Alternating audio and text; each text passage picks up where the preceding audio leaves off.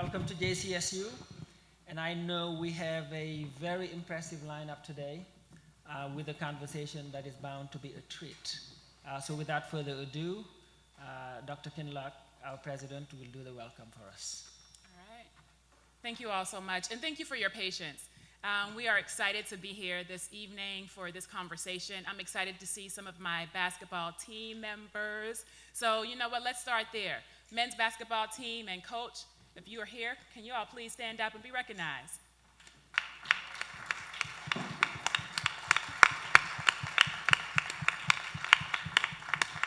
Yes, yes. And let me just say, I said some really nice choice words in the locker room yesterday that we will not repeat. It's just amongst me and you, but I'm going to say we won last night. It was exciting, and I just want to recognize all of your hard work and effort, men's basketball team. And we're back at it on Saturday here at Brayboy, in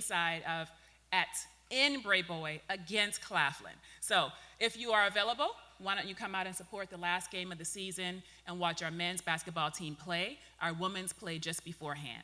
I say all of that because we are here with some distinguished guests, and it is an honor to stand on the stage with them. I'm not going to introduce them because we have someone who will be introducing them, but I will say this. Here at Johnson C. Smith University, we have brought back our Lyceum engagement series for various reasons. And one of the reasons is because we want engagement across different spaces with different voices on different topics. It is an opportunity for us to deepen our learning, but it's also an opportunity for us to hear from people who are engaging in important work, not just in the United States, but across the entire globe. Part of our mission vision statement for the university says that we are a transformative, multicultural institution that is committed to preparing people to be global citizens. And this evening, we began to continue the conversations about what that means. So I welcome you all here. And now I want our three students to come forward, introduce yourselves, and then introduce our panelists.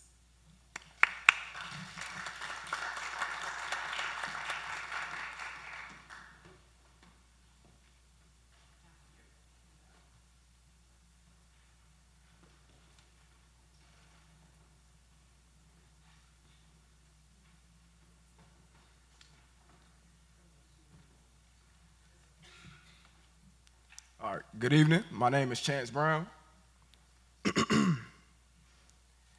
As president of the Basketball Africa League, Amadou Gallo Fall led the league's historic launch in May 2021. Prior to being named the league's president, Fall was vice president and managing director of NBA Africa, where he worked with key stakeholders to popularize basketball across the continent. Before joining NBA Africa, Fall worked for the Dallas Mavericks as Director of Player Personnel and Vice President of International Affairs. Fall was named one of New African Magazine's 100 Most Influential Africans in 2019, and he received the Naismith Legacy Award at the Global Sports Summit in Barcelona, Spain in 2023. He is the founder of SEED, Sports for Education and Economic Development, a global nonprofit organization. Fall graduated magna cum laude from the University of the District of Columbia, where he played center on the basketball team. He was inducted into the school's Athletics Hall of Fame in 2019, and we are honored to welcome Amadou Gallo Fall to Johnson C. Smith University.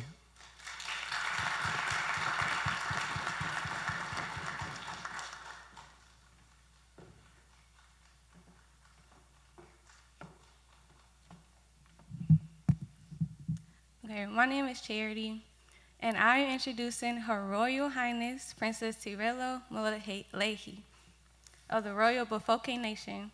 She combines the grit of a fighter, the compassion of a survivor, and the skills of a community builder in her work for equity and inclusion. Educated in South Africa and Switzerland, Princess Tirelo has managed event logistics for several charities, such as the Queen Mother's Charity Annual Polo Cup, the Girl Guides Association, and the Breast Cancer Association in the Rustenburg region of South Africa. On behalf of the Thuto Thebe Educational Foundation, she launched and managed the annual Edward Patrick LeBone Memorial Lecture for more than a decade. As the first Black woman in South Africa to obtain a private helicopter pilot's license, she organized workshops and excursions to raise awareness about opportunities for young women in the aviation sector. Sustained by her faith, spirituality, and optimism, she is an advocate for education, youth, women, and a sustainable future. She is indeed the people's princess. JCSU is honored to welcome Princess Tirelo Molehi.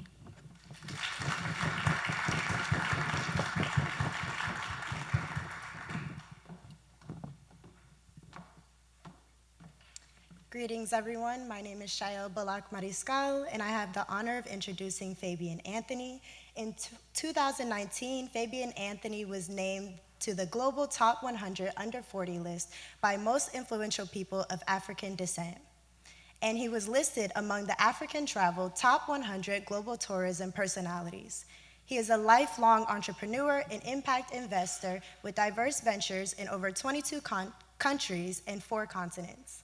He is a founding managing partner of the Africa Equity Group, a firm that empowers African enterprises by providing strategic capital, technical assistance, and access to business ecosystems. Anthony has advised the governments of Colombia, Barbados, St. Kitts and Nevis, Peru, and South Africa. He is the chair of the Pan-African Council and a consultant member of the African Union Citizens and Diaspora Directorate. He holds degrees in electrical engineering and business administrations with advanced studies in international development and globalization. He is fluent in English, French, Spanish, Portuguese, Chinese, and Creole, and conversational in Russian. We are honored to welcome Fabian Anthony to Johnson C. Smith University.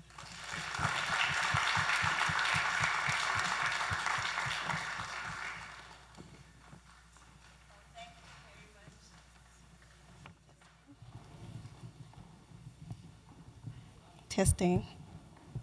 Is it on? Hello? Okay. Good evening to you all. Welcome to Johnson C. Smith University. I would like to welcome our special panel that have decided to join us this evening. They've come from afar and we really appreciate their presence here. I would like to welcome the audience as well, all protocol observed. My name is Purity Butlebenkosi Gumede, and I'm a junior here at Johnson C. Smith University, majoring in computer science and information systems with a minor in data science. I am an international student from Zimbabwe, and I'm excited about this discussion that we'll have today. To start us off, I would like to play a video from Amadou. In 2021, the Basketball Africa League launched its inaugural season, rising from the dreams of the continent and onto the world stage. Overcoming all hurdles, including a global pandemic, 12 teams converged in Kigali, Rwanda, igniting the first flames of a basketball revolution. The first game of the BAL.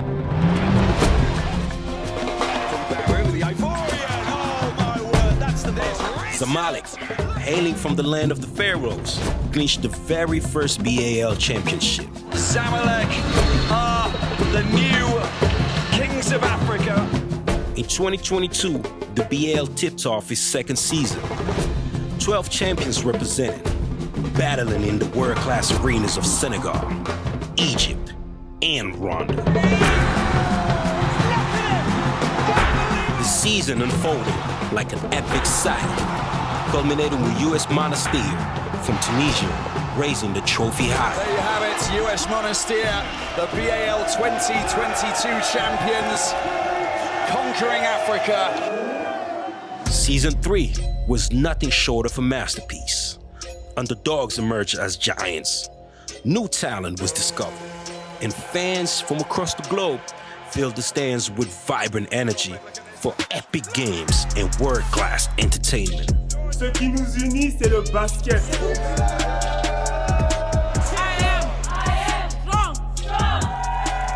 winners of the 2023 Basketball Africa League are Al Ahly. Now, the horizon expands further. From March 2024, the BAL will break new ground. The roar of the African basketball spirit will echo in 4 different countries, with the debut of the Kalahari Conference in South Africa, Witness history as the top 12 club teams battle for the Basketball African League Season 4 title. This is more than a game.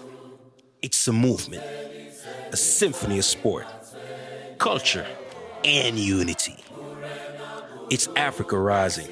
It's the world watching. It's the heartbeat of tomorrow. Get ready for the BAL Season 4.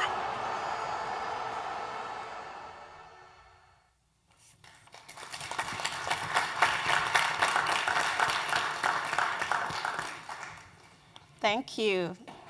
That was a great video, and just watching it, it really touches my heart to see how far we've come as a continent, and it excites me to see where we're going. And it's very evident that you're very passionate about the work that you're each doing. And I would love to know what sparked that interest and passion that you have towards the work that you've decided to dedicate yourselves to. You go ladies first.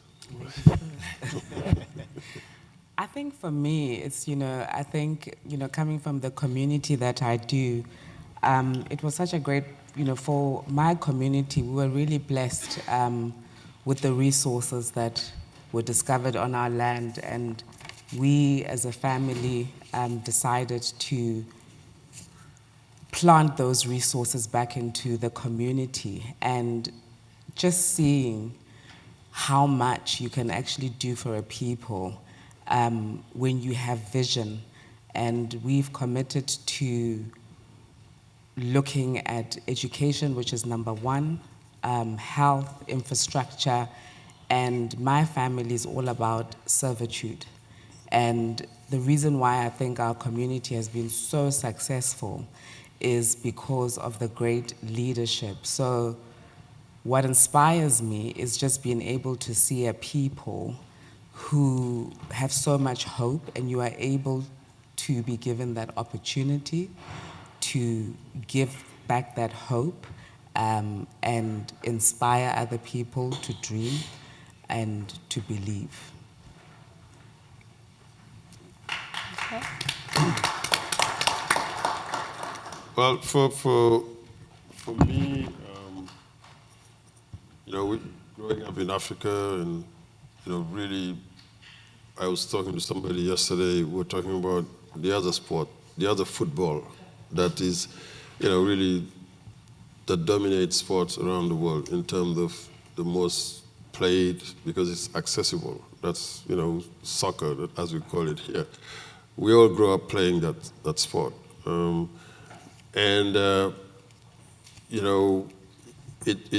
It wasn't until later that when somebody suggests, hey, maybe there's a sport that your 6'8" frame is better suited for, and then you started, playing. And just to say that there's no crystal ball, there's no chart where you are like, okay, I'm 5 years old, this is where I'm going to go, right? And a lot of young people across Africa are faced with that reality, that because of, the opportunities are scarce, especially when it came to sport. I'm talking way back now, obviously it's changed, and we endeavor to make sure that we change that. We make sure that, that's why we are passionate about making sure young people have choices and have an opportunity to follow their passion. And stuff that I've discovered much later, now we want to make sure that, it's not that way for this younger generation. What sparked my interest? In a nutshell, I didn't sit and say, hey, this is what I wanted to do, because for the longest time, I didn't know. What I know, one thing, I wanted to be highly educated. I had a passion for education, I had a passion for Africa and what it means and the place it should hold in the world, and I had a passion for development, just always believe that, whatever the rest of the world thought of the continent, it was their opinion. There was not my reality. We wanted to make sure that, we can impact. We can make sure that our resources are highlighted. What we have best to offer is highlighted, but not just what the world should be doing for us. So when I got into sports and basketball, and I came to the US, and I shared this with a few people, I met a Peace Corps volunteer who facilitated me coming to UDC, another HBCU. My goal was to study biology because I wanted to go into medical school. I was inspired by Médecins Sans Frontières, Doctors Without Borders, because of what they were doing around the world, around service, offering service in areas where there was strife, there were war-torn places, where they are contributing to uplifting communities. So I stumbled into basketball, meeting different people, but it opened my eyes, especially how it was utilized in schools. The whole notion of the student athlete. For me, when I came around to it, it kind of sparked something. And I saw the impact it was having on me as an individual. Although I said, okay, I'm going to study medicine, I want to join Médecins Sans Frontières. But then coming in contact with the sports world, playing basketball on full scholarship, just the people I was meeting in DC, John Thompson, many of you know, and what he was about, being involved in, educating young people from some of the toughest neighborhoods, whether it's in DC or in the case of Allen Iverson, Newport News, Virginia, and these people coming and making something, out of their lives that probably a lot of people didn't think was possible. I witnessed all that, and for me, I was thinking about how can I take all this back home to impact, to contribute in the efforts towards socioeconomic development for our continent. My own story, my own example led me to start SEED, which is Sports for Education and Economic Development. How do we best contribute to Africa's future socioeconomic development? For me, by educating the youth, by equipping them with tools so they can become global citizens, as the President said, earlier. So that was really that. A lot of it came from there. That was the spark, the discovery, the self-realization that sports can be an incredible tool, not only to do something for myself, but at the same time have an impact. We endeavored to repeat the experience for as many young people as possible, and then later on we started. We brought the student athlete model back to Senegal, and then we spread it across the continent, and you see an increasing number of student athletes from the continent coming here. And I think I went to UDC, it's not just about the name of the school where you went. I think wherever you have an enabling environment, which these universities always are, if we have the right attitude when we come in to make the most out of it. And congratulations again to the basketball team. I was there last night. That atmosphere that I saw there was incredible. And I was telling the provost that I want to figure out a way to bottle that up and bring it back, to take it and hopefully, or we collaborate to see how we can create that, arenas across the continent. So we are looking to build this league into one of the best professional basketball leagues in the world for years to come. And in the process, build an industry around basketball. We did a tour today, met a lot of different stakeholders, and I have no doubt that we'll figure out a way to make sure that those connections lead to something mutually beneficial.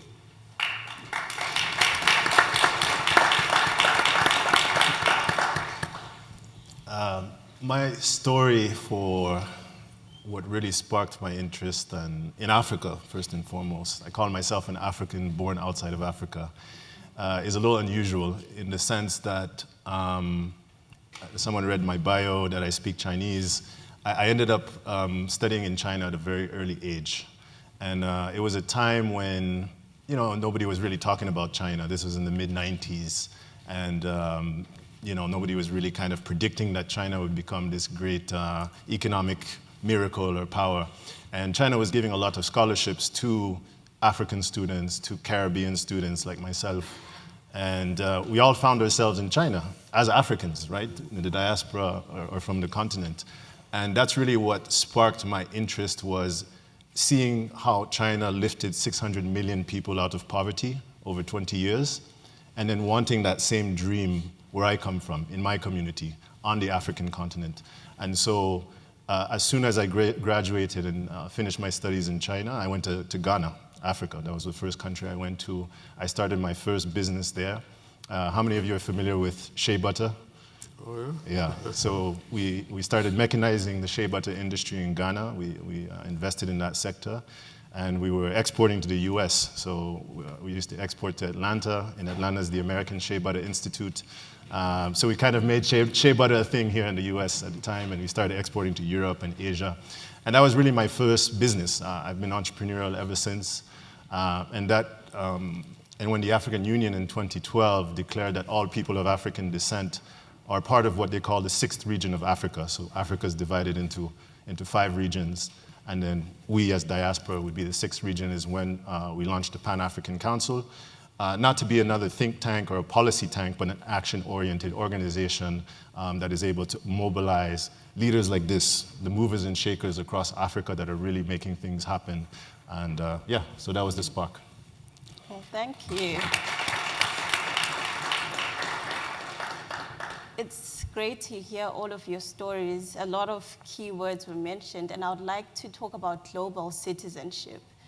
I know that with the SEED project, one of the purposes is to produce youth that are global citizens, and not just citizens for their respective countries. And that's a term that's becoming very important, especially in higher education. So how do you think universities can integrate global perspectives and cross-cultural competencies into their strategic plans to prepare students for success in an interconnected world?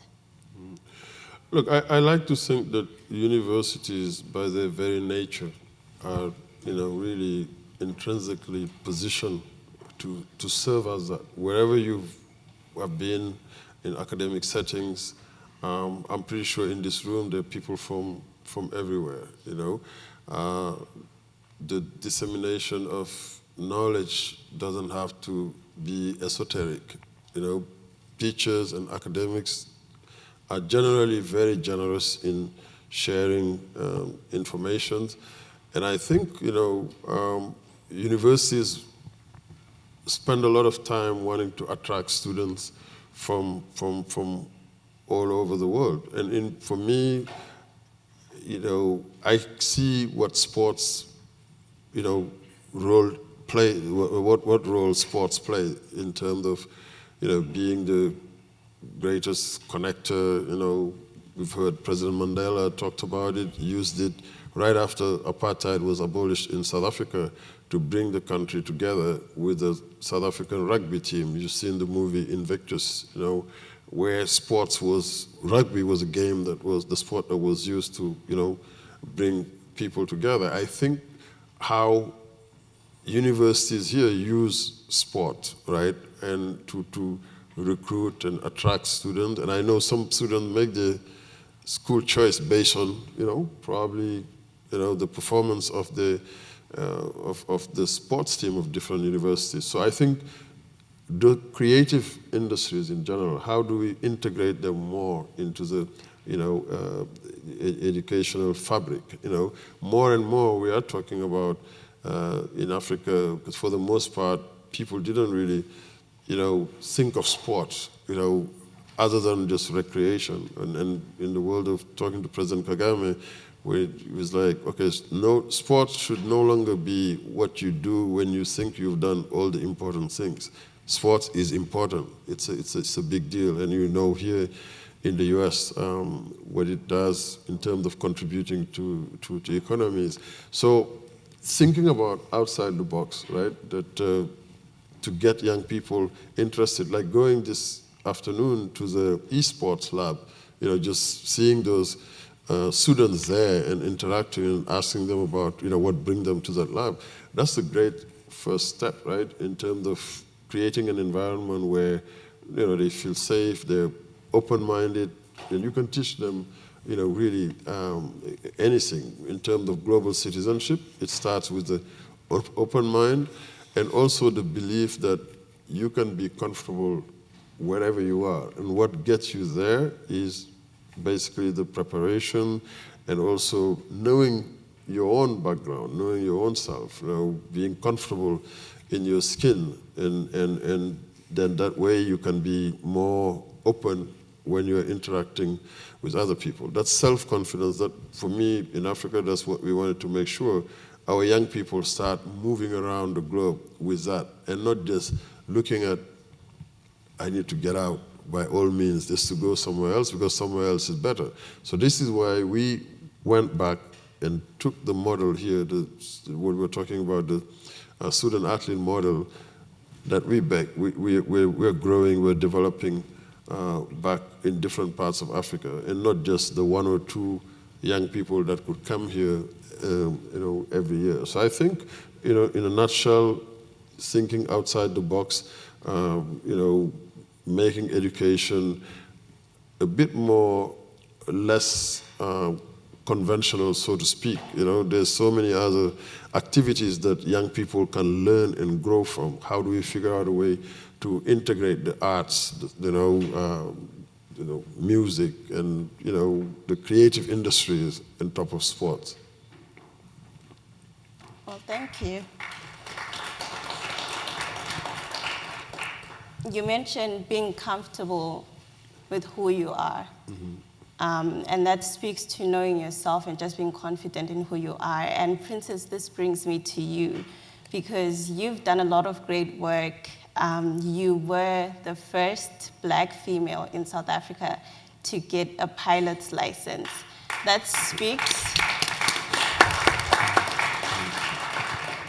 speaks to a lot of confidence to me to break into a market that is not really tapped into by someone who looks like you. And the work that you've done is very evident of your devotion to supporting the youth. And my question to you, which I'd like to direct to you, but it's still open to the rest of the panel, how can organizations create a supportive environment that encourages youth leadership and entrepreneurship while also addressing barriers to access and retention for marginalized student populations? I think, for me, the way that can be achieved, I always just, my late mother always used to say, it's like, you need to listen to the voices, particularly the young voices. So this, us as adults, we should give heed to listening to young people speak. And the only way in order to be able to achieve that is sitting together, talking to each other, and collaborating with one another. And also, I think giving the opportunity for young people to be able to really talk, from the heart in regards to what they want to do. But collaboration and reimagining is the only way in regards to, what you were asking. And when a country that I come from, where I was speaking to somebody today at the university, I think he's in the podcast, and one of the most interesting things is, like, I always say to the youth back at home in my community, because I think they imagine like being, America is just this, it's a wonderful country, but the similarities, I always tell them, is like, there's a kid in America who's very similar to you. You might think like him or her being in America, or you being in Pugeng, that's the a little village that I come from. You have very similar, similarities, and also just the interactions, I think, also with young people, whether it's in America, whether it's here at the university and in Pugeng. And just, for me, it's just about giving them to speak and being able to understand what the needs are, and that's how then you can really draw what, how we can solve the issues. Thank you. You mentioned collaboration. It's very key, I believe, especially in today's world, because most leaders can be detached from the youth. And so that's a very important part. And that leads me to your question, Fabian, that I would like to direct to you. You're very passionate about education and creating new economic opportunities.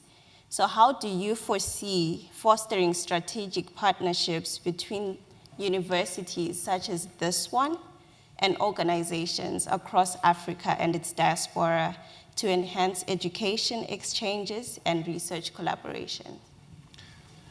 For me, there's three things, really. Number one, breaking silos. I think there's a lot of great stuff happening in Africa, great stuff happening at HBCUs, and often we're just not aware of what's happening, right? So that's number one. Number two, facilitating exchange. I mean, I'm a benefactor of exchange. I ended up in China, and now I'm in Africa full-time.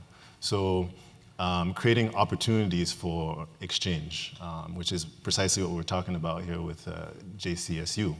And then number three is leadership. You have to be bold enough and be hungry enough for these opportunities to be created, and you want to support leaders that are creating these opportunities. So I'm very grateful for the university and its leadership for reaching out to us and reaching out to Africa, really, and for us to reach back and be able to create these kind of partnerships.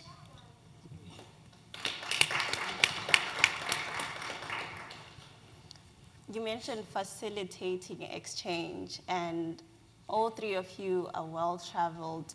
You've interacted with people from different cultures. I myself am an international student, and when I came to school, that was the first time I had left the continent of Africa. And so that adjustment was quite challenging for me because there was a lot of culture shock and a lot of other things in between. So I would like to know that as you work cross-culturally in your roles, I would like to hear about some of the challenges that you face that come with interacting with people from different backgrounds and people from different cultures, and how in those situations you still manage to stay true to yourself and who you are. Yeah, I think, it comes back to the whole idea of the global citizenship. I think, at the end of the day, it's about being open-minded and also creating opportunities for exposure, exposure to the way things are done outside of our comfort zone. And this is why, again, when I keep going back to the whole socialization piece or mechanism that happens through sports, and I'm not just talking about, the elite athletes, but, how, early on, how we engage in just, community activities and, sports teams help you, break the ice easier and help you also understand differences.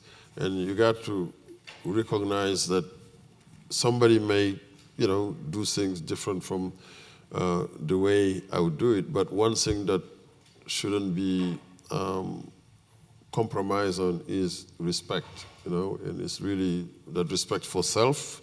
That's where it starts from. Make sure that you're doing everything to show that you respect yourself by, how you carry yourself and, what you want to make sure that, you put in your mind. That way, when you come across people, you don't have to fight for respect because, it's already earned. Challenges, I'm not saying that I've never encountered any, challenges, but it's maybe also how you approach it, right? And what you pay attention to, So I think, never walked around was like maybe thinking that whenever somebody says something, I'm taking it, like, oh, because of this and that. It's not, I know exactly where I'm from, where I'm headed, and what I need to do to make sure that, that lane, I, keep my eyes on the prize. And if you have that attitude, then, there's no challenge that you are not going to be able to overcome. Those are just learning steps. Every stumbling block is an opportunity to grow. So, again, it goes back to being open-minded and, knowing exactly, who you are and what your purpose, is. And for me, it was also about having a purpose that is beyond just my individual self-interest. It was about what I'm looking to do to impact everything around me, and definitely my community first.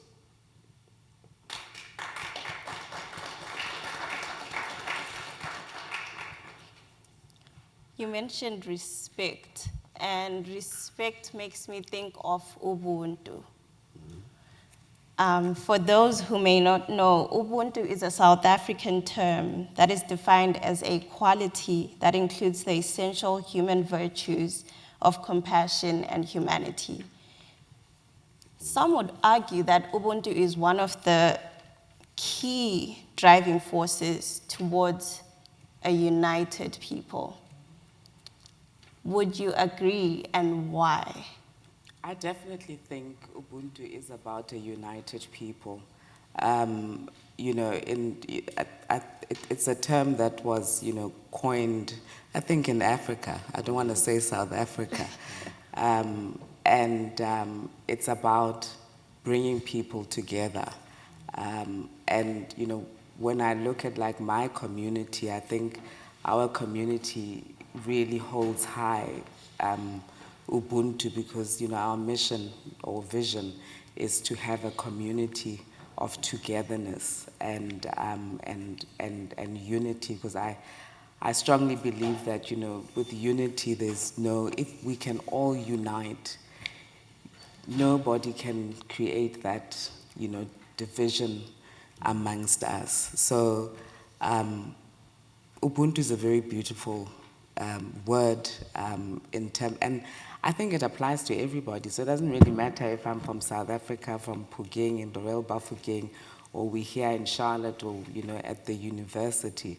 Ubuntu is about diversification. It's about togetherness. It's about unity. And just having seen yesterday, the basketball game. I mean, I was just so completely moved, and congratulations to the team. But I think what really inspired me was just looking across from the side that we were sitting and looking at the students, and that for me was a clear story of what you call Ubuntu. There was that togetherness, there was that unity, and just how like the students were even sitting together. Like nobody could come in between you. Nobody could come in between you, and you stood together like as a school. And that is a clear Ubuntu, an example of what Ubuntu and just the power of what Ubuntu can really do. And you showed that, and I mean, I was just completely just really touched, and just even seeing, the president, that was incredible, and that also just shows the power and just the grace of like even Ubuntu. There's so much grace in this university and just such a peace, and there's something special about here, and I think you signify what Ubuntu, and it definitely is about unity. If I can add, specifically, if you go back, the Boston Celtics championship in 2008, there was a coach from our programs in Africa. His name is Kita Matongulu. He's in South Africa, former player, a coach. We ran this program, you may have heard, Basketball Without Borders, since 2003. So Kita was one of our coaches then. Obviously, when we opened the office, he was our director of basketball operation. So there were NBA team personnel that would come. They were the ones serving as coaches and mentors to the players from 2003. So Kita met the coaches at the Boston Celtics, and they invited him every training camp. In 2008, if you look at any of those footage, you will hear Garnett and all those guys talking about Ubuntu. The whole theme of the season was around it. Doc Rivers, really utilized just the idea to perfection, and you would see them. It literally means that you exist because I exist, so that's that, and then that's what I also saw that yesterday you guys as a university displayed in full force.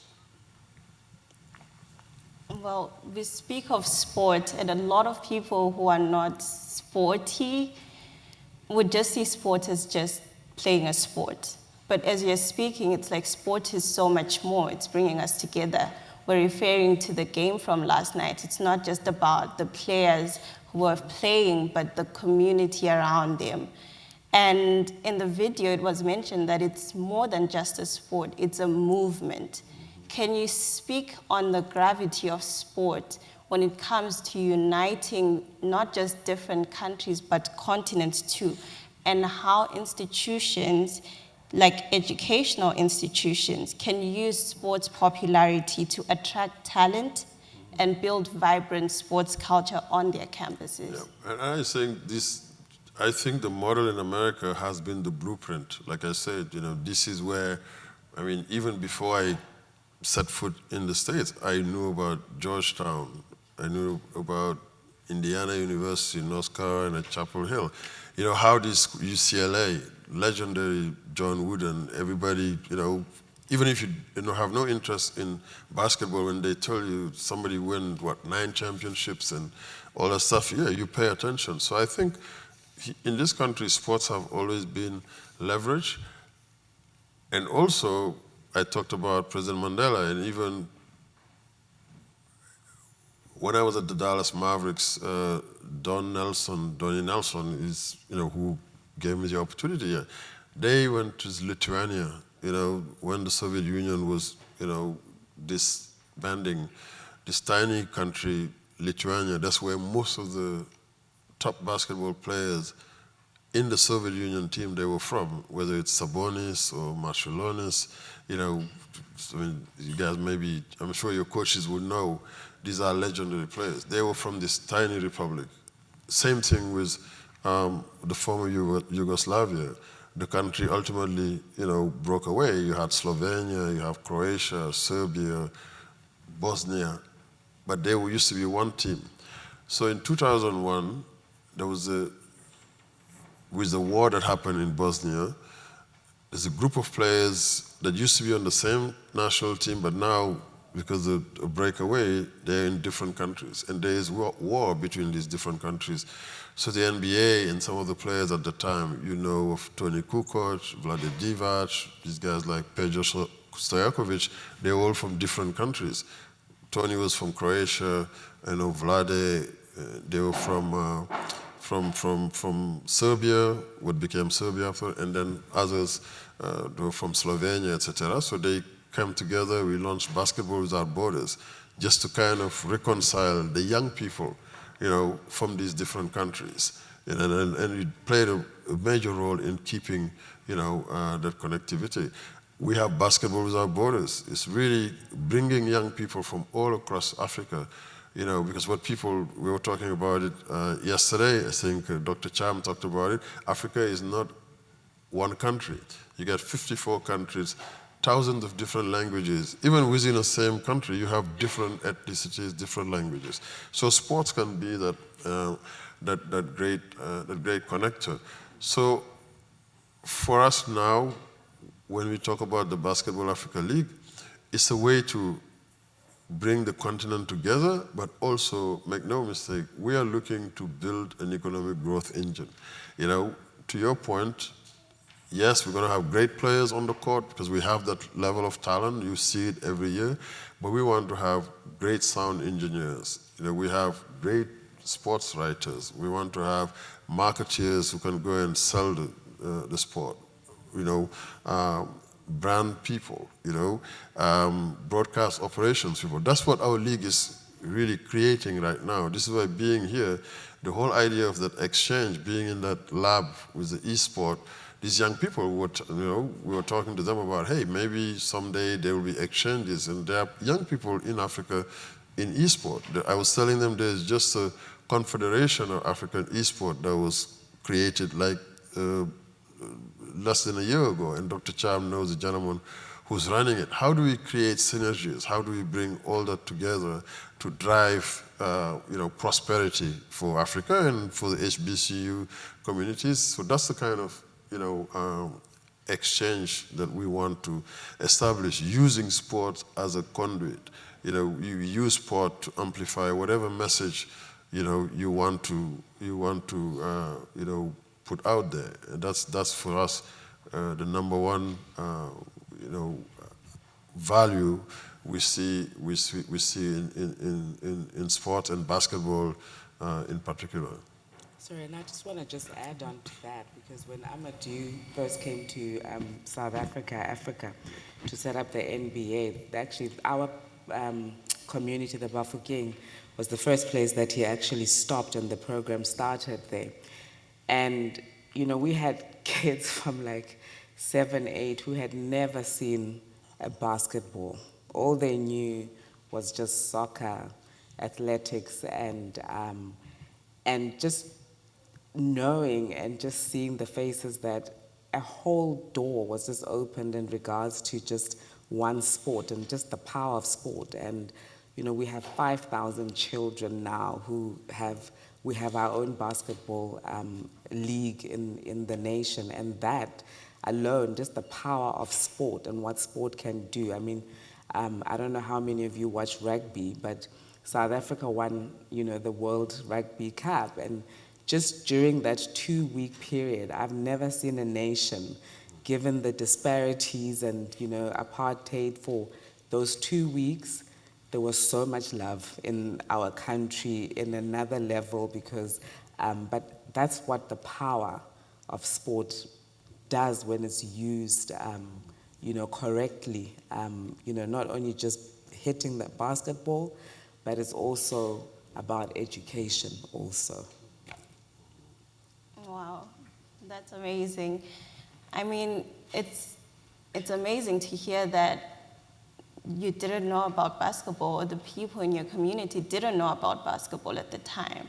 And sometimes we just assume that everyone knows. So that really speaks to the value of, educating and just being exposed to various opportunities that are out there. And Fabian, I would like to direct this next question to you.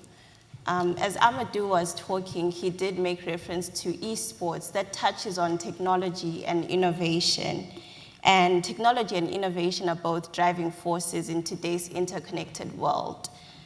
How can Charlotte tech firms and eventually other tech firms in other cities in the US and across other continents, as well as startups and innovation hubs, collaborate with African counterparts for mutual growth and innovation?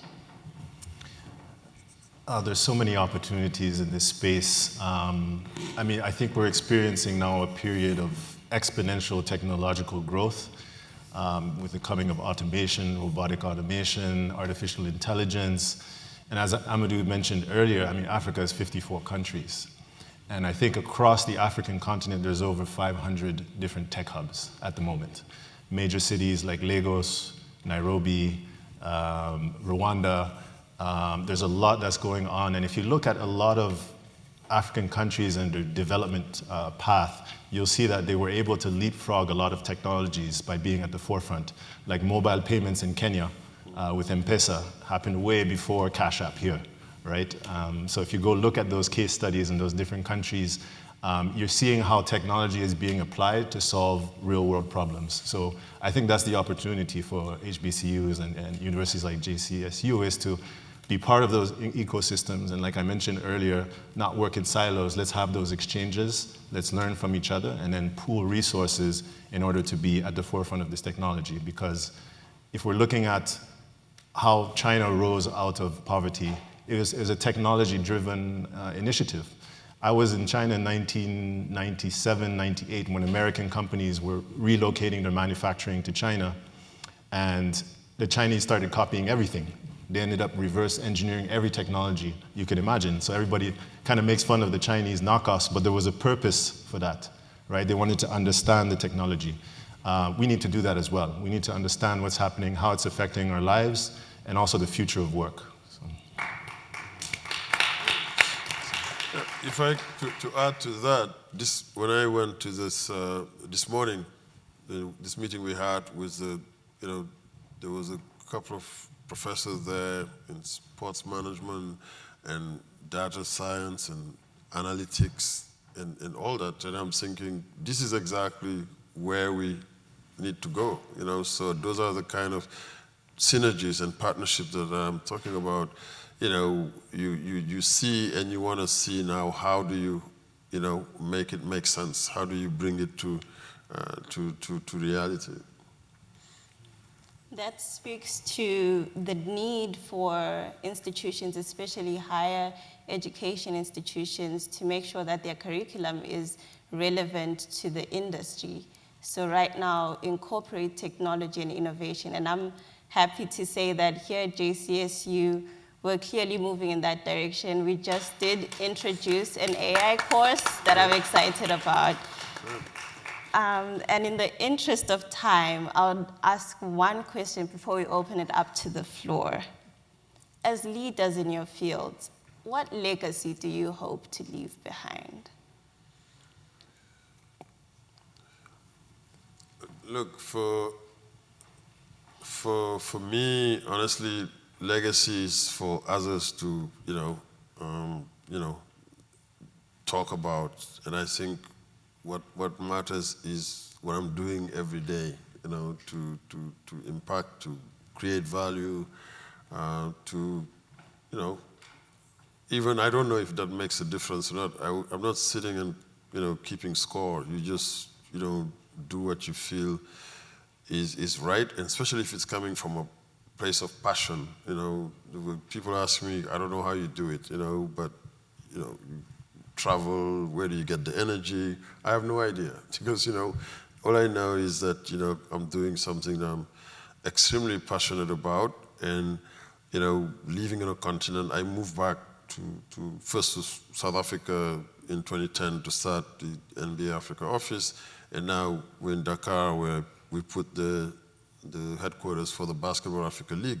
Seeing every day that what you're doing is kind of moving the needle in one direction or other is, I think what really, what counts. Hopefully, that's gonna continue to inspire others, and especially young people, to know that we can do big things. For me, that's what I was talking about with respect of self, and also being able to have very bold and ambitious dreams. I think I said this morning, when we launched our league, the Basketball Africa League, we played in a bubble, in a complete bubble in 2021, in the middle of the pandemic. And when people were sending us positive comments about how they received the event and the game, we had Joe Cole playing in it, and a lot of people following and tuning in. And the comment was, "Wow, when you're looking at this thing, you can't believe that it's happening in Africa." So for me now, maybe the legacy is when we get to a point where it's normal. Nobody's gonna think that it is extraordinary that big, cool, aspirational things are coming out of Africa. Somebody said this morning, maybe the cure for cancer undoubtedly, could come from there, because you have the youngest population in the world. I think the stats say something like in 2063, 1 out of every, 4 or 7 people in the world will be Africans. So, how do we continue to just inspire young people to, think bold, big, and positive. Well, thank you. Princess and Fabian, what legacy do you hope to leave behind? I don't know if I want to say I want to leave a legacy. I think, being a leader within a community, it comes with great challenges. And I think often, you are mislabeled. And being a princess, people often think that you had a cushioned life. But I think when I look back, like I was born in 1976, and I was probably born in the worst time, the most inhumane time in the country. And I just remember my mother was telling me that when she left hospital, they had bundled me up because there was police shootings, and I was just stuffed under a chair in the car. So I think for me, it's not really about a legacy. I think what Amadou was talking about is about purpose. And I honestly, truly believe that I didn't choose to be a princess, but clearly the man upstairs decided that I am going to be a princess, and there's a reason for that. And I have to use that title with utter respect and use it to make a difference for every individual, every young person, any human, a being that I can actually touch, and to be able to be actively listening to voices that are not being heard, and inspiring and bringing hope. And even if it just means touching one life, I think Purity asked me this afternoon, and she said, what led you to fly a helicopter? I said, to be honest, it wasn't because I wanted to become a pilot. I did it because I said, why not?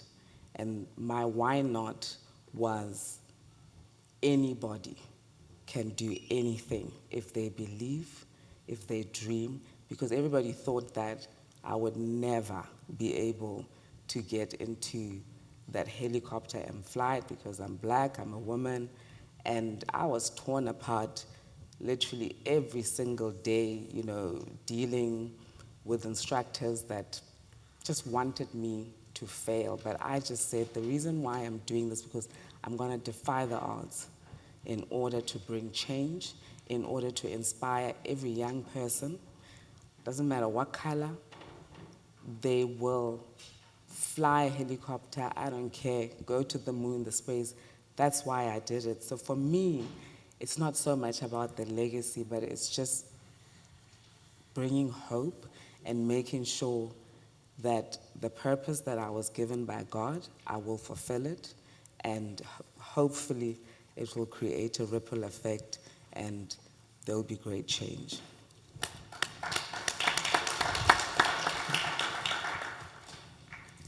For me, echoing what the other panelists were saying, legacy really isn't a personal thing. Our slogan at the Pan-African Council is building our common destiny, right? And for me, legacy is really about how many seeds I can plant, right? This is a seed. This is an opportunity that can grow and have a domino effect on a bunch of other opportunities and other seeds that other people would plant. So I think my role really is to create leaders, create opportunities, and bring resources to them, and the legacy will create itself. Thank you. It's very encouraging to meet leaders like you who are all about service and just serving others. And at this point, I would like to open it up to the floor for questions. We do have 2 microphones stationed along the aisle, somewhere in the middle. If you have a question, please feel free to get up and make your way to the microphone. If you cannot make your way to the microphone, you can lift up your hand. We do have a runner who will come to you with a microphone. First of all, I want to say it's an honor to be here this evening, Mr. Ahmad. And I also want to use this opportunity to share my story because I'm one of the beneficiaries of what Mr. Ahmad has been doing to extend opportunities to Africa. I'm originally from Nigeria, and the first time I met him, I was 13 years old, and it was through the basketball camp called Top 50 Basketball in Africa, and I'm pretty sure he is familiar with that. And through that, I was given an opportunity to come to the United States. And the reason why I'm sharing this story is I have been admiring your work and what you have been doing to extend opportunity to those who are limited to opportunities to excel in life. And I have chosen to, go through that routes. And, I've been, studying you, seeing what you're doing. And my question is, someone like me that is from, a place, of course, where you're from, and looking forward to do what you have done, which is the legacy we're speaking about, and having benefit already to what you have been doing, and also working towards that direction to, continue doing what you're doing. What would you say to someone like me? Well, thank you. Great to see you again. Definitely remember the top 50 camps in Nigeria. There's some, great young people who've come out of there. I know like Precious Achoa now, I know he was with the Toronto Raptors. This is stuff that our brother Masai Ujiri, the president of the Toronto Raptors, 2019 NBA champion, continuing to do great work with the Giants of Africa. My advice is, and I think maybe if there is anything of a legacy, it always feels good to, see people like you, like I say when I was saying earlier that we don't keep score, we don't say, hey, how many young people have we, influenced or inspired, but this is, incredibly inspiring to really, see what you've done, what you continue to do. At the end of the day, it's about making the most out of the opportunity that you have. If you have a passion for giving back, if you're in the school, find out how you can start, getting involved in this community to, volunteer your time and, to serve, to pay it forward. And then if it is what you can do, back home, I'm sure we'll be having conversations, and we're exploring partnership opportunities and maybe figure out how within the university community you could also play a role. So, just stay with that drive. It looks like you have a pretty good sense of what I was talking about earlier, knowing who you are, where you come from, and what is your purpose. The fact that you are asking the question is that there's some intentionality. So I think, you have people here, the university inviting us here to create this platform for this dialogue, I think is a good step, and take advantage of it, make sure that, you're connected with all the wonderful people here in the leadership. Good evening. My name is Winston Robinson. I have a career in marketing, career background in marketing. And I wanted to know, what do you feel would enhance the overall perception and just pick up relations at a faster pace? What are those stories to be celebrated that would create a conducive relationship between Africa and the overall diaspora from each of your perspectives, basketball, sports, business, and even the idea of what your family legacy encompasses? What are some of those marketing, what are some of those stories that could develop the marketing?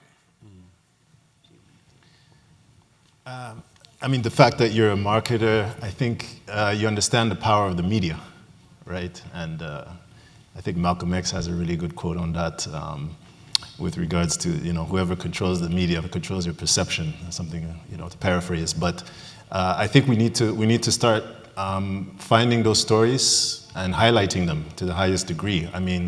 I'll just give an example, a quick story. We work with an activist in Colombia. She's Afro-Colombian, Black Colombian. And She was an environmental activist for about 10 years. We supported her throughout the years.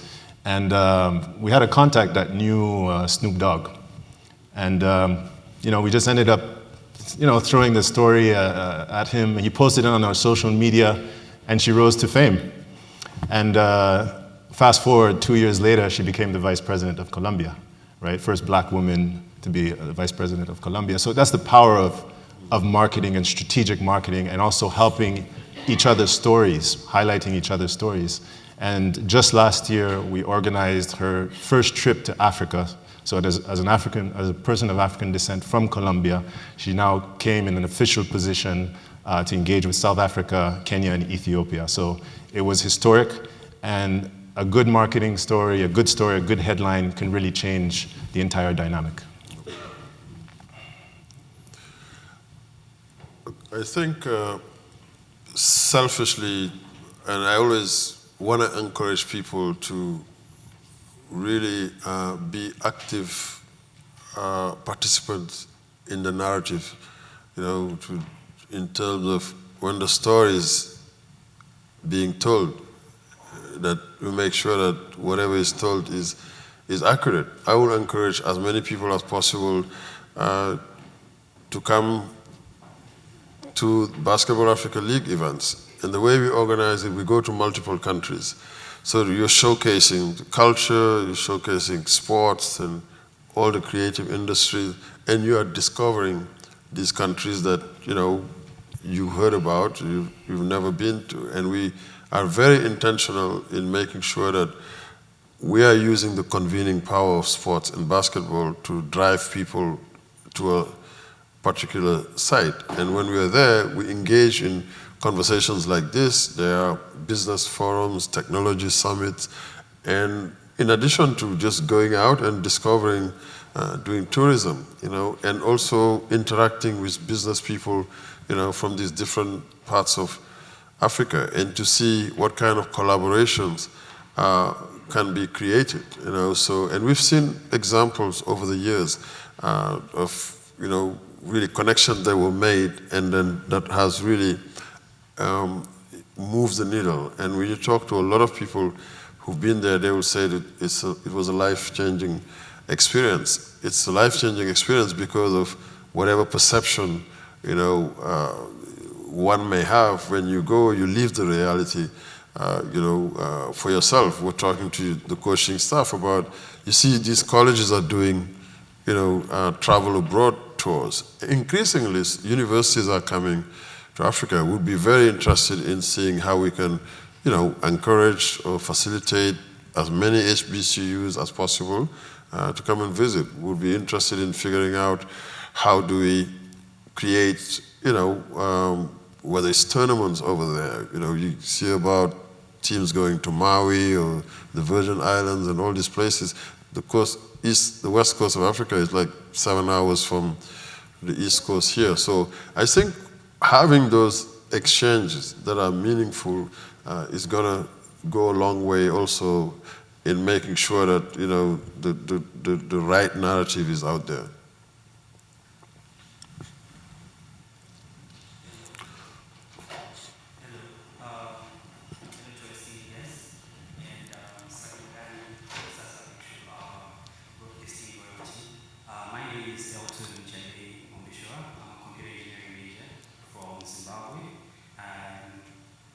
Firstly, my question is based on your experience in developing this league across the continent, which brings me to believe that you have engaged with high-profile leaders, be it presidents, ministers. You mentioned engagement with the African Union.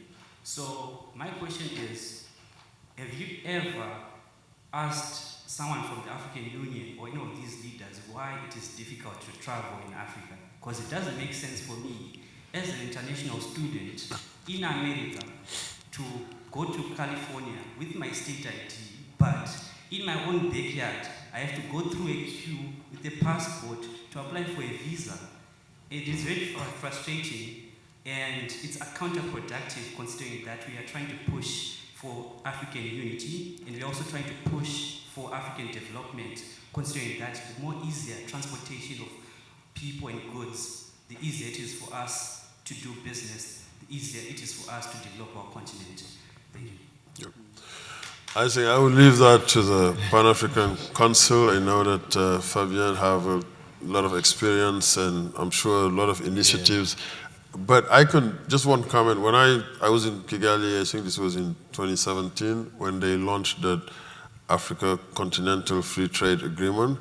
I mean, I was super excited because essentially it's going to get to what you see, for example, with the European Union, where the borders are going to be, you know, less of a barrier, you know, because you're going to allow the movement of people, goods and services to be more fluid, which everybody recognizes that that's the kind of collaboration and, you know, trade relationship we need, you know, among the African continent. It was, I think it was ratified, as they say. Now I think the execution is what really needs to be fast-tracked. So I agree. As someone who travels a lot across Africa, I mean, it is definitely a challenge that is causing a lot of issues and are impeding under the, you know, fast-tracking, you know, economic changes between different countries. Yeah, I think a lot of people need to also understand the role of the African Union and the actual power it has or doesn't have, right? The African Union is basically managed by the member states. The decisions are taken by member states, and what the African Union puts out as policy or basically recommendations. And as Amadou mentioned, there are tremendous efforts to facilitate the flow of goods, the flow of services. What's really missing is the flow of people, right? And you see countries like Rwanda that have taken the lead where all Africans are welcome. I think Ghana has recently implemented something similar, Kenya. So it's a slow battle. I think we're left with the Berlin Conference borders in Africa, which makes it very difficult for the movement of people. But as soon as we rid ourselves of that colonial mentality, and especially the leadership, the political leadership of the individual countries, I think that will come to be as we're seeing now. Just to follow up, are you saying that it's a slow process and so on and so on? Like what exactly are the challenges? Because to me, it's very easy to say, guys, if you're an African citizen who has an ID, an African ID, it's a free country. Yep. So I really want to know who exactly is the problem, if it's an individual or individuals, what exactly are these so-called challenges? Because to me it's as simple as that, because America is doing it, Europe is doing it, why can't we do it? I just need to know so that we know who is the problem, whether if they sold us out or I don't know, because it doesn't make sense at all. It's actually insane. But I'll just end there. Thank you. I'm also a member of a Pan-African organization. I would look forward to meeting all of you afterwards just to connect. Thank you. Yeah, I think to his point, you know, steps are taken. And by the way, I'm not a head of state. I'm running a professional basketball league. Obviously, I want, you know, easy access because we deal with some of this because our league has 12 teams that come from 12 different countries. And all the teams, depending on the countries, you have some areas, let's say ECOWAS, you have, 16 countries that have a common geographic space where there's free movement of people, goods, and services. In West Africa, 16 countries where I can travel with my national ID from Senegal to Cote d'Ivoire or to Nigeria, Ghana, etc. Same in the south with SADC, right? If you're from Zimbabwe, Zambia, Angola, right? They don't need visas to travel to each other. And East Africa, the same thing.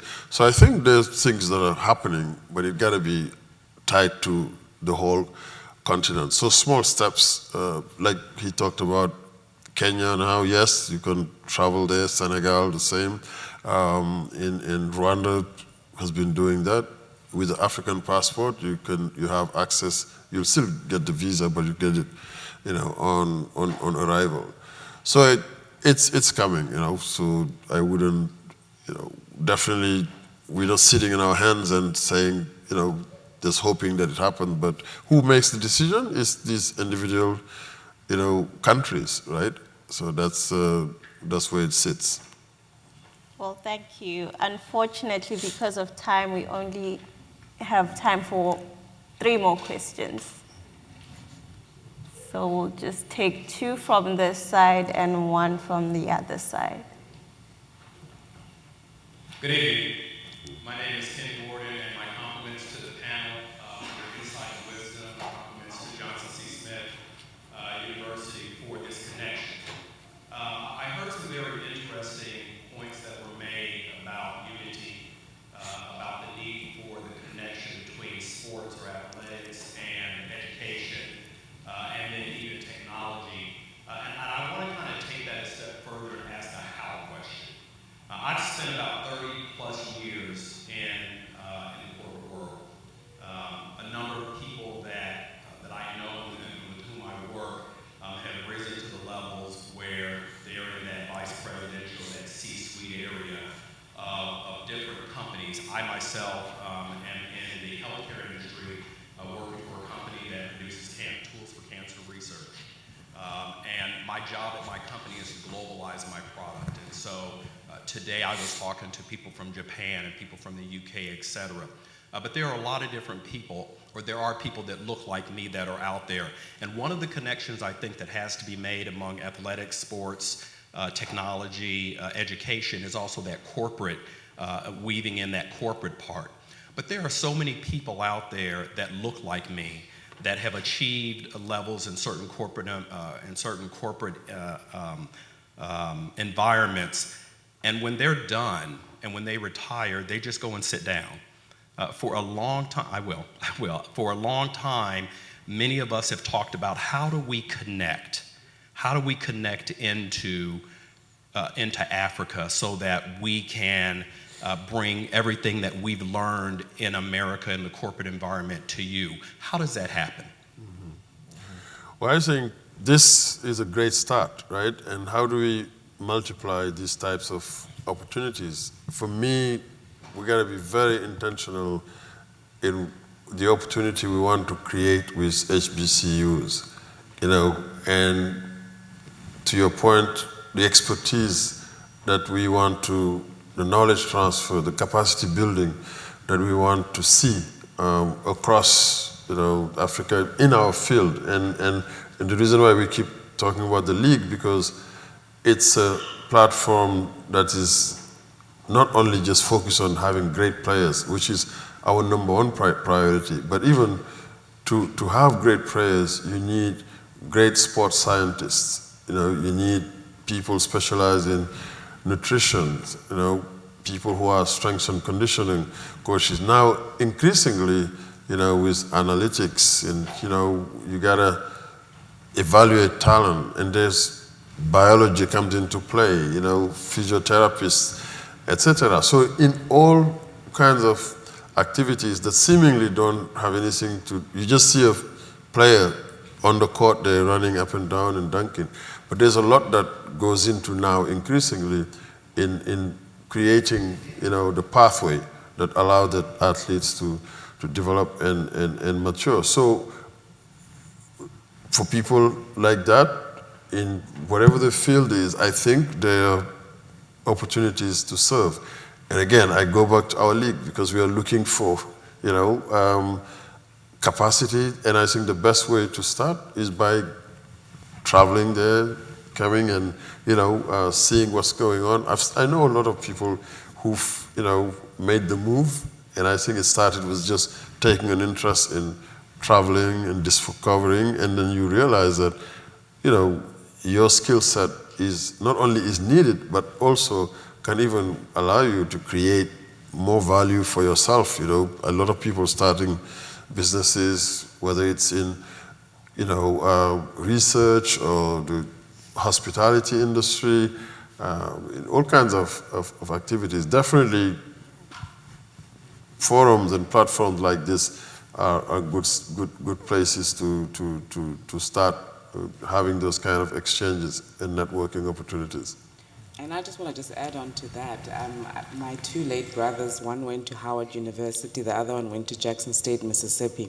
So because of the community and the leadership, we've been very intentional, about what we want to do for the community. So we always welcome, partnerships, and I think it's like conversations like this. So in 2005, we actually formed a relationship with Prince George County. And last year, we had a delegation from the DC area who came out to South Africa to come to directly to the Bafokeng to basically come and learn about the Bafokeng, to explore, because we're always open for opportunities and to have discussions about what you asked, and I think it's just really about platforms like these where basically collaborating and having a chat, and because we just want to learn, and we're very open just to hopefully fulfill our 2035 vision. So yeah. I just want to add one last comment. From the corporate side, looking at opportunities, let's say in technology, the creative industries, or sports, you are the best ambassadors inside your corporation. If you're coming from a C-suite level, I'll give you a specific example. In Brazil, we conducted the first black media consumption study in Brazil, and we brought that study to Netflix. And we had someone like you, that's vice presidential level, that was, focused on diversity. And the thing about a lot of corporations in America is that they're very proud about their diversity metrics here in the US. So they'll say, X amount of people in management are black or minority, but they don't export that same model when they go to places like Brazil, which has 100 million black people, or Colombia, which is 30% black. And now Netflix actually developed a program that was focused on training black screenwriters in Brazil so they can have more black stories in their Brazilian content. And now you see what Netflix is doing in Africa, right? They're in Nigeria heavily, they're in South Africa. So you guys are the best ambassadors for helping us drive these kind of initiatives forward.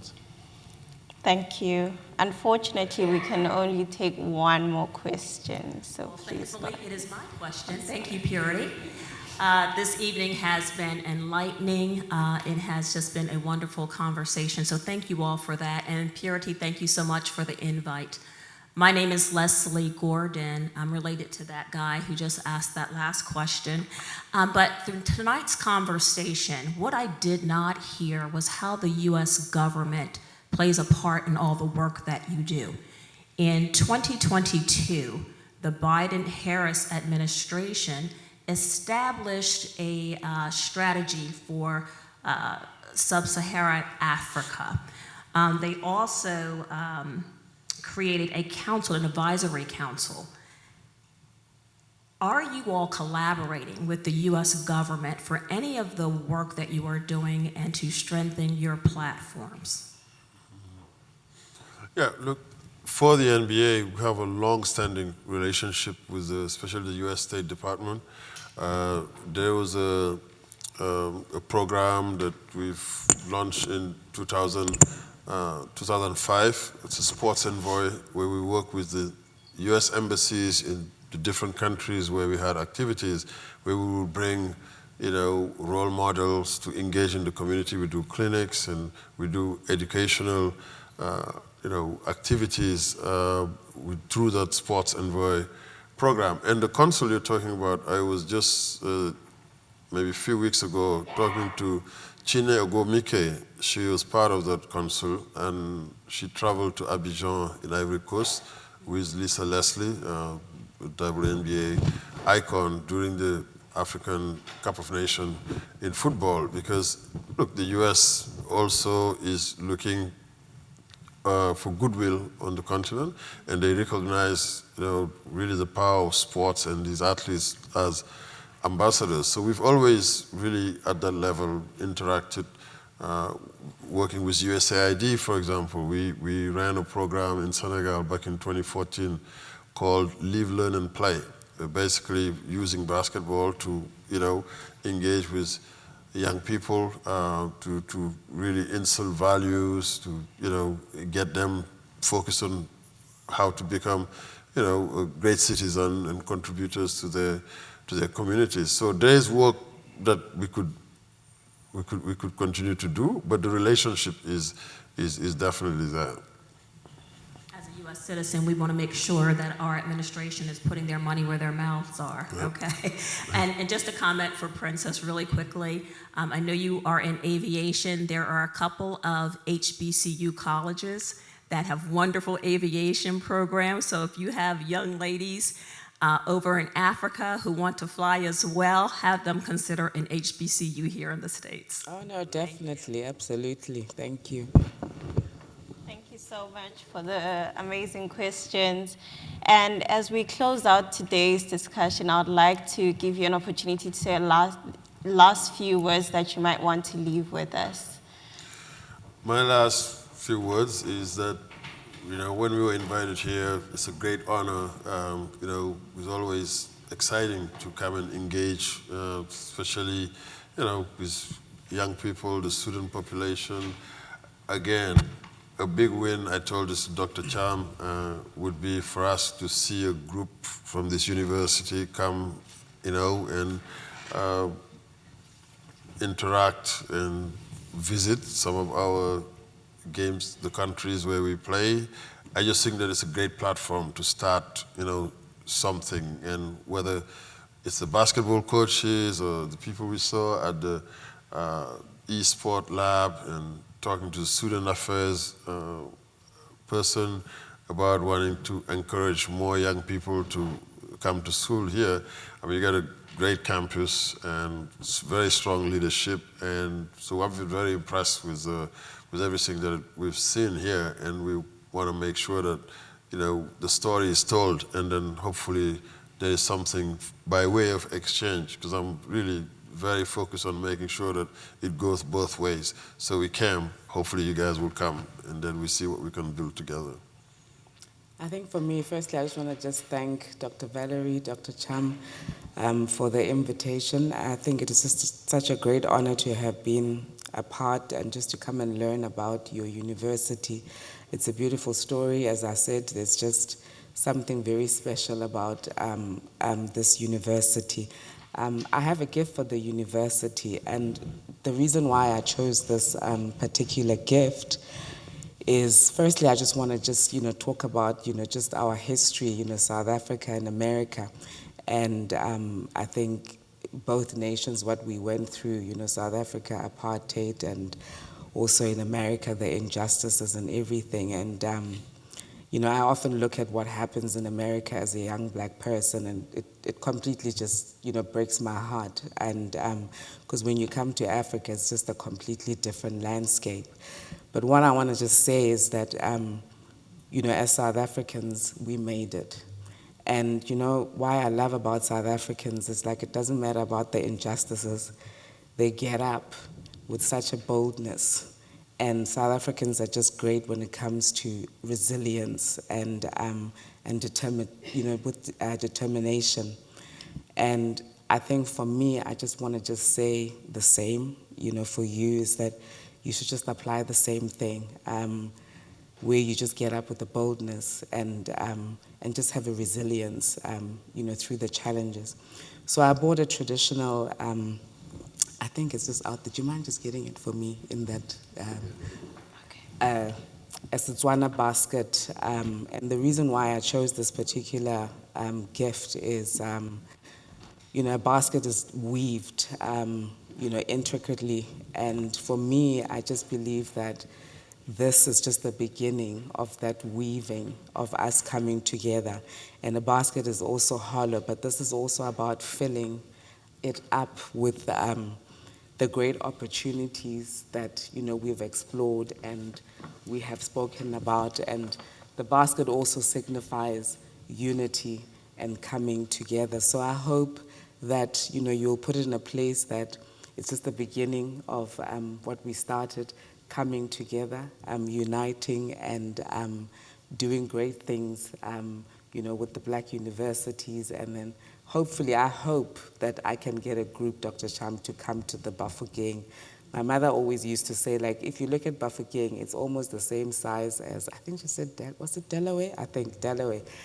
She always says, if you come to South Africa and you haven't been to Bafokeng, you haven't been to South Africa. So that should be, I asked and applaud that you come to Southampton.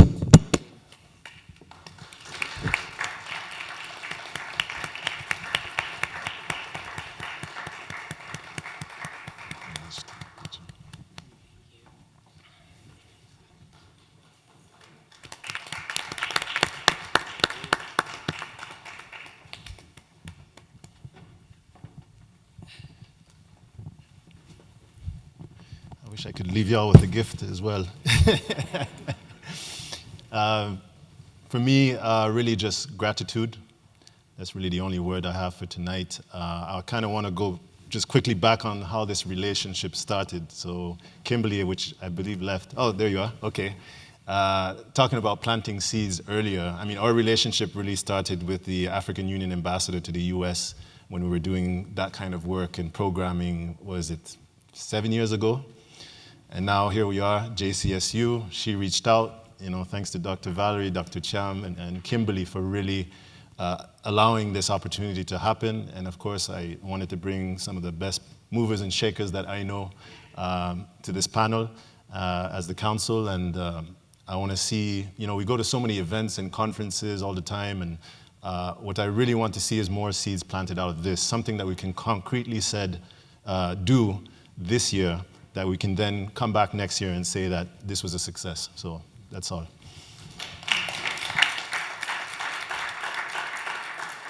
Thank you so much. Thank you for coming and joining us tonight. I'd like to thank the audience as well for coming out. We really appreciate you. And this is the end of our panel discussion for tonight. I hope you enjoy the rest of your evenings. Thank you. A round of applause for Purity. Great job. Great job. That's good.